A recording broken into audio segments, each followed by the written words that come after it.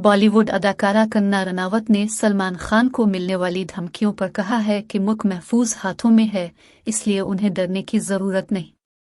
एक बयान में कंगना रनावत का कहना था कि सलमान खान को मरकजी हुकूमत की जानिब से सिक्योरिटी फराहम की जा रही है, उन्हें वजीर आज़म नरेंद्र मोदी और वजीर दाखिला अमित शाह की जानिब से तहफ़्फ़ुज़ फराहम किया जा रहा है, इसलिए उन्हें डरने की ज़रूरत नहीं है।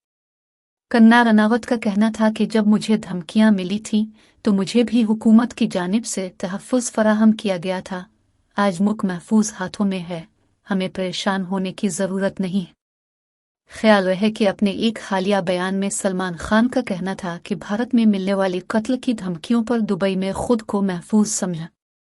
सलमान खान का कहना था कि सिक्योरिटी अदम तहफ़्फ़ुज़ से बेहतर है, मैं जहां भी जाता हूं मुकम्मल सिक्योरिटी के साथ जाता हूं, लेकिन दुबई में किसी सिक्योरिटी की ज़रूरत महसूस नहीं हुई, वहां पर मुकम्मल तौर पर महफूज महसूस हुआ। सलमान खान का कहना था कि भारत में थोड़ा सा मसला है, इसलिए मैं जहां भी जाता हूं मुकम्मल सिक्योरिटी के साथ जाता हूं, मैं खुद भी इन दिनों खौफज़दा रहने लगा हूं।